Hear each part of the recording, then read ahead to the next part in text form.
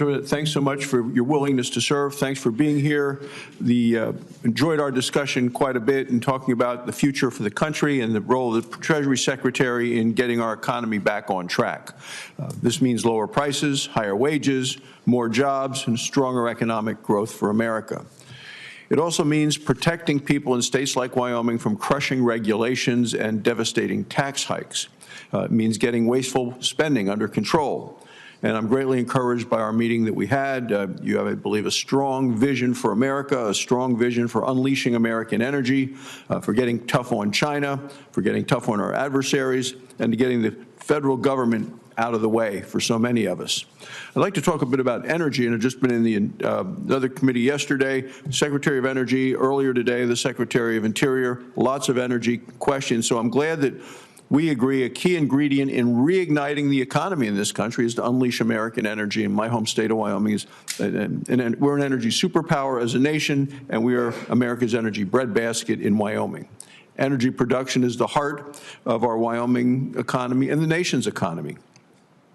It supports workers as well as schools, infrastructure, the money that comes from that, the tax revenue. Wyoming is the least populated state, but it is the third largest net energy supplier, producing 12 times more energy than we consume.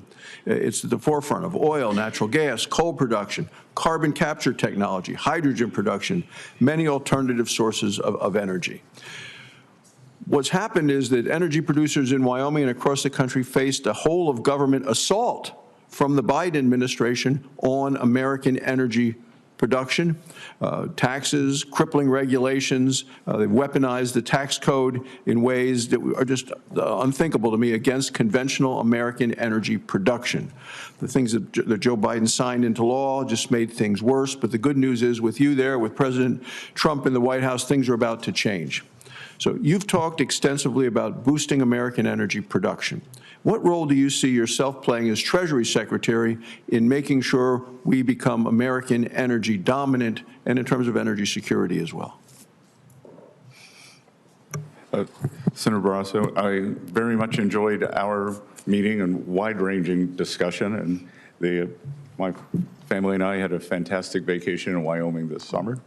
That in terms of within the potential Trump administration, I'm sure you've heard it from Secretary-designate Wright and Burgum, we refer to as energy dominance.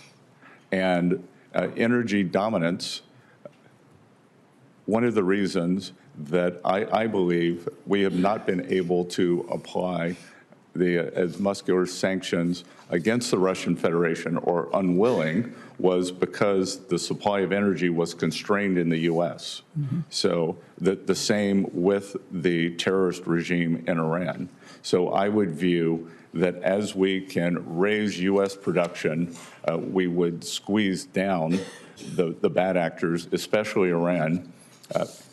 I think I'm right, maybe not in the exact numbers, but in order of magnitude, I believe Iran was down to 100,000 barrels of oil exports when President Trump left office. I believe that they are now exporting in excess, or approximately 1.7 million. So through sanctions policy, I believe that we can, again, as I like to say, make Iran poor again. Not the Iranian people, the Iranian government, and then at the same time, they have our domestic producers push that up with the highest energy standards in the world. Yeah, we're the best. We do it. We're the best stewards of the land, and I agree. And what we've also seen, as you mentioned, with Iran increasing the sales, they're selling it to China. China is buying at a discount, so they're getting cheap energy. Iran is getting tanker loads of cash back, essentially, and they're using that money for terrorism. So in terms of our own national security. I have one last question in my time remaining, and this has to do with the Tax Cuts and Jobs Act that we passed in 2017. If that were to expire, we're talking about a massive tax hike of over $4 trillion. What would that kind of a tax hike mean for small businesses, for job creators, as well as our global competitiveness if all of a sudden we put the heavy wet blanket of a $4 trillion tax increase on our nation? Senator, I think it would be devastating. that is especially for small businesses. One of the things that, as someone who came from a very small town, lived in New York with a very big town, and came back to a small town, I believe Wall Street has done great the past few years, and that Main Street has suffered. I think it's Main Street's time.